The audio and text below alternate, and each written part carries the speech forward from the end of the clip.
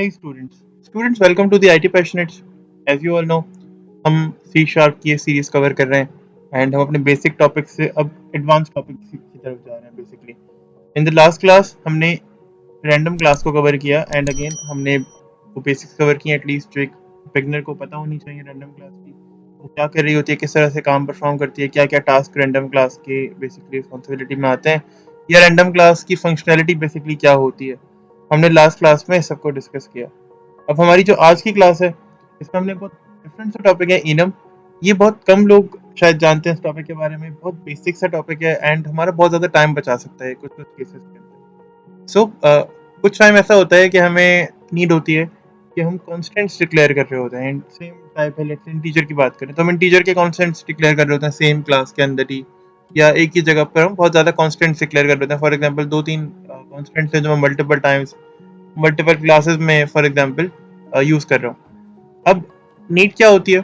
Need ये होती है कि हम उन कॉन्स्टेंट्स को बार बार रिपीट कर रहे होते हैं. तो ऐसा हो सकता है कि मैं उन कॉन्स्टेंट्स को एक ही मरतबा डिक्लेयर करके उन्हें मल्टीपल क्लासेस में यूज़ करूँ. अब आप कहेंगे कि सर अगर आपने क्लास लेवल पे कोई कॉन्स्टेंट डिक्लेयर कर लिया तो किस तरह से आगे यूज़ करेंगे. सो इनम मैंने जो पढ़ा था कॉन्सेप्ट, अगेन शायद मैं इसको थोड़ा वेरिएट करता हूँ. मैंने जिस तरह पढ़ा था, मैंने जो कॉन्सेप्ट इससे लिया था वो कॉन्सेप्ट ये पढ़ा था, यानी मुझे जो पढ़ाने वाला था उसने ये पढ़ाया कि इनम क्या करता है. ये मल्टीपल कॉन्स्टेंट्स को एक साथ करके, यानी कलेक्शन. फॉर एग्जांपल मैं वो डेफिनेशन जो मैंने पढ़ी थी मैं उसको आपको दिखाता हूँ. तो मैंने ये डेफिनेशन अपने टाइम में पढ़ी थी that an enum is a special class. ये एक अलग सी क्लास होती है that represents a collection of constants. ये कलेक्शन ऑफ कॉन्स्टेंट्स को रिप्रेजेंट करती है जो कि अनचेंजेबल वेरिएबल्स होते हैं, या लेट्स से जो कि अनचेंजेबल या रीड ओनली वेरिएबल बेसिकली होते हैं. इनके अंदर कोई राइट नहीं किया जा सकता. ये कॉन्स्टेंट्स होते हैं. लाइक वन टाइम आप वैल्यू को असाइन कर सकते हो या इनिशियलाइज बेसिकली कर सकते हो, उसके बाद आप इसे चेंज नहीं कर सकते हैं. एंड अगर आपका कॉन्सेप्ट, अगर आपके जो कॉन्सेप्ट्स हैं वो कॉन्स्टेंट्स के बारे में कम है तो आप यहाँ वीडियो इसी प्लेलिस्ट के अंदर जिसमें आप देख रहे होंगे, या फिर ऊपर आई का जो ये आई कार्ड का जो ये साइन है, आप यहाँ पे जाकर वो कॉन्स्टेंट्स की वीडियो फाइंड आउट कर सकते हैं. So let's just see what enum is. For example मैंने एक पोस्ट का सिनेरियो क्रिएट करना है, ठीक है. अब इस पोस्ट के सिनेरियो में मैं कुछ कॉन्स्टेंट्स डिक्लेयर कर सकता हूँ. फॉर एग्जाम्पल ये कुछ एयर मेल्स हैं, ठीक है. ये रेगुलर एयर मेल है मेरी, ठीक है, जो कि 1 है. देन इसके बाद एक रजिस्टर्ड एयर मेल है जो कि अगेन 1 है, और एक एक्सप्रेस है. नंबर ऑफ एक्सप्रेसेस हैं, यानी एक मेथड है पूरा. मैं ये चाह रहा हूँ एक पूरा मेथड सा बन जाए. मैं मल्टीपल क्लासेस में इसे यूज़ कर रहा हूँ, जगह जगह मुझे यूज़ करने की ज़रूरत पड़ रही है. सो अगर मैं इसे बदल कर कुछ इस तरह से लिख दूँ तो कैसा लगेगा. यानी मैंने एक मेथड बना लिया, मैंने एक मेथड सा बना लिया बेसिकली. शिपिंग मेथड के नाम से मैंने एक क्लास सी बना ली है, इसका नाम ये इनम है, ठीक है. So public enum shipping method, and ये तीनों कॉन्स्टेंट्स मुझे बार बार इसके अंदर डिक्लेयर नहीं करने पड़ेंगे. ऊपर देखो मैंने 3 कॉन्स्टेंट्स बाकायदा इनिशियलाइज करके डिक्लेयर करके इनिशियलाइज किए हैं कि ये इंटीजर्स हैं. यहाँ पे नीचे मुझे डिक्लेयर नहीं करना पड़ा है कि इसकी टाइप इंटीजर है, बिकॉज इनम की जो डिफॉल्ट टाइप होती है वो इंटीजर होती है. बट आप इसे अगेन कन्वर्ट कर सकते हैं बाइट वगैरह के अंदर, ठीक है. बट अगेन कोशिश करें कि सिंपल जो नंबर्स होते हैं होल नंबर्स उनको यूज़ करें. एंड आप सिंपली इसे क्या कर सकते हैं, आप इसे यूज़ कर सकते हैं एज अ वेरिएबल. आप इसे वेरिएबल के अंदर कास्ट कर सकते हैं simply. So let's go to Visual Studio. Now देखते हैं किस तरह का सिनेरियो होता है. अब देखो सिनेरियो कुछ ऐसा है कि हमने अगर एक इनम की बात की तो इनम हमेशा नेम स्पेस के लेवल के ऊपर बनता है, यानी यहाँ इस लेवल के ऊपर, ठीक है. I said public enum. ये इनम सिस्टम के अंदर मौजूद होता है, ठीक है. Shipping method and that's it. अब मैंने क्या करना है, मैंने यहाँ पर कॉन्स्टेंट्स अपने डिक्लेयर कर देना है. मेरे कॉन्स्टेंट्स वही हो सकते हैं. फॉर एग्जांपल जो मैंने यहाँ पे अपने कॉन्स्टेंट्स लिए थे, लेट्स से कि मैं वही कॉन्स्टेंट्स यहाँ रख लेता हूँ, ठीक है. सो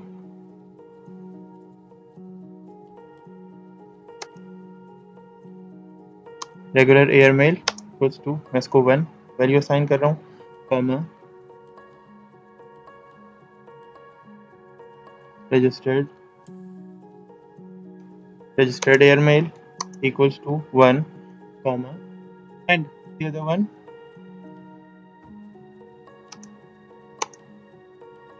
or that's enough. Okay, so हमने इतना तो काम कर लिया ना यहाँ पर, ये कंप्लीट हो गई। अब मैं इसे प्रोग्राम डॉट सी एस के अंदर जाएगा अपना। अब फॉर एग्जाम्पल मैंने यहाँ पे बात की, मैंने कहा मेरा एक मेथड है, मैं इसकी टाइप और इसका नाम भी मेथड रख देता हूँ।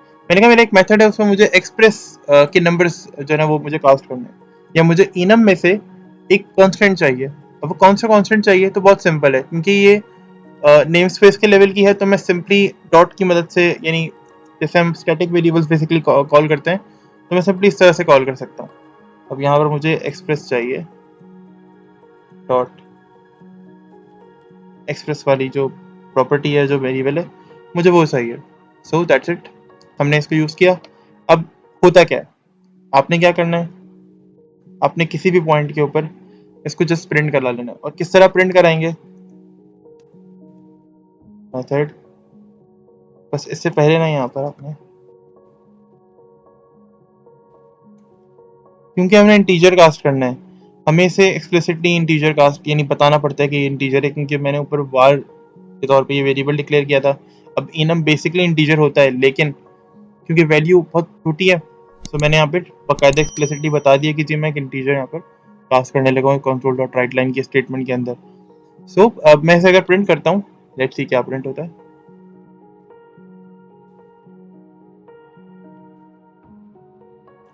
कंट्रोल F5, लेट्स सी, देखो 3 प्रिंट हुआ, सही है। तो मैंने इनम की जो वैल्यू है इसको डायरेक्टली अपने पास, पहले तो इसे जाहिर है इस मेथड के मैंने एक वेरिएबल के अंदर रख लिया, एक आइडेंटिफायर के अंदर मैंने इसे स्टोर कर लिया, एंड देन मैंने इस वैल्यू को सिंपली अपने कंसोल के ऊपर प्रिंट भी करके देख लिया, ये प्रिंट भी हो जाती है, nothing to worry about that. Now for example अगर हम थोड़ा सा एक स्टेप आगे चलें और मैं ये कहूँ कि मैं यहीं पर से कोई एक टाइप प्रिंट करना चाहता हूँ, कोई भी एक टाइप मैं यहाँ पर गेट कर सकता हूँ। फॉर एग्जांपल मैं यहाँ पर इसको 2 कर, मैं दिखाता हूँ मैं क्या कहना चाह रहा हूँ। मैंने यहाँ पर एक मेथड बना लिया, var data equals to 2, and मैं ये चाह रहा हूँ कि मैं इस डेटा को ऊपर वाले किसी भी एक, यानी ऊपर वाले one of the shipping methods के अंदर से मैं यूज़ करूँ। ठीक है, तो मैंने क्या करना है, मैंने प्रिंट करना है और ऊपर वाले में से कोई एक मेथड मेरा प्रिंट हो जाएगा। ठीक है, मैं उसको यूज़ करना चाह रहा हूँ। मैंने जस्ट क्या करना है, मैंने कहना है शिपिंग मेथड, और इसके बाद ना इवन इसको मैंने क्या करना है, मैंने बताना है कि भाई मैं आप इसके में से कोई एक मेथड यूज़ करूँगा। अब मैं कास्ट कर रहा हूँ, मेरी जो टाइप होगी वो इनम होगी। ठीक है, अब उसमें से मैं क्या प्रिंट करूंगा, मैंने डेटा को प्रिंट करना है। तब देखना डेटा की वैल्यू है 2, मैं कौन सा मेथड यूज करूंगा, रजिस्टर्ड एयरमेल। ये देखो कौन सा मेथड यूज किया मैंने, मैंने रजिस्टर्ड एयरमेल को यूज किया। कैसे,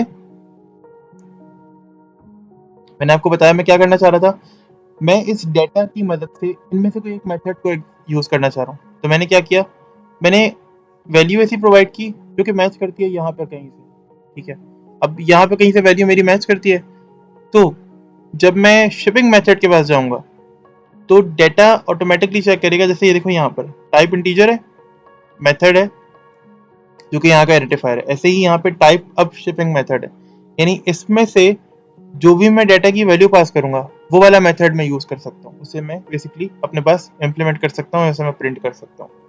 ठीक है, so it's very basically very easy, ये बहुत ज़्यादा इजी टॉपिक है। अब ये बहुत कम यूज होने वाला टॉपिक है, आप लोगों को शायद ये बात मेरी, शायद आपको बात बहुत डिफरेंट सी लग रही हो, शायद बहुत कोई ऊपर की बात की बहुत कोई डिफरेंट सी बात लग रही हो, या आपको बहुत ज़्यादा ऐसा लग रहा हो कि मैं बहुत कोई ऐसा टॉपिक डिस्कस कर रहा हूँ जो कि बहुत कम यूज़ होने वाला है या ना यूज़ होने वाला टॉपिक है। तो यस, बहुत कम यूज़ होने वाला टॉपिक है ये, बहुत कम लोग पढ़ाते हैं, बहुत कम लोग इसे सीखते हैं, बेसिकली बहुत कम लोगों के पास के कॉन्सेप्ट होते हैं, बट बहुत इंपॉर्टेंट है कुछ कुछ जगहों पर। जैसे भी आपने देखा कि हम एक कांस्टेंट को बार बार डिक्लेयर नहीं कर रहे हैं, एक ही क्लास में मैं उस कांस्टेंट को 10 मरतबा यूज़ कर सकता हूँ। ठीक है, एक मेथड को मैं मल्टीपल टाइम यूज़ कर सकता हूँ डिफरेंट वेज के अंदर। तो ये बेसिकली सिनेरियो है। अब बाय डिफॉल्ट ये इंटीजर्स होते हैं, लेकिन मैं चाहता हूँ कि मैं इसको फॉर एग्जांपल, अब यहाँ पर ना एक टर्म आती है पार्सिंग की, बेसिकली मैं इसे पार्स करूँ। तो मैं console डॉट राइट लाइन के अंदर इसे पार्स करना चाहता हूँ, ठीक है। कैसे पार्स करेंगे? यहाँ पर मैंने क्या किया, मैंने सिंपली क्या करना है, सिंपली मैंने ये करना है कि मैंने जाना है console डॉट राइट लाइन और जस्ट सिंपल मैंने क्या करना है, मैंने ये करना है कि मैंने यहाँ पर लिखना है, फॉर एग्जाम्पल आप डेटा को या मेथड को किसी को भी प्रिंट कर सकते हो, मेथड डॉट टू स्ट्रिंग, मैंने मेथड डॉट टू स्ट्रिंग लिखा। अब बाय डिफॉल्ट ना जो console डॉट राइट लाइन का ये मेथड है, ये हर किसी चीज को सब कुछ को जाना है, ये इंटीजर में या किसी भी और उसमें हो तो ये स्ट्रिंग में कन्वर्ट करने की कोशिश करता है, लेकिन मैं एक्सप्लिसिटली यहाँ पर बेसिकली बताना चाह रहा हूँ कि स्ट्रिंग में मैंने कन्वर्ट करना है। तो कंट्रोल F5 और यहाँ देखो, यहाँ पर जितना भी वो क्या हो गया, अब क्योंकि मैंने मेथड को यूज किया था अगेन, और मेथड के अंदर मैंने एक्सप्रेस की वैल्यू को चेक किया हुआ है, तो इसने एक्सप्रेस को मुझे जो है ना वो स्ट्रिंग में कन्वर्ट करके दे दिया।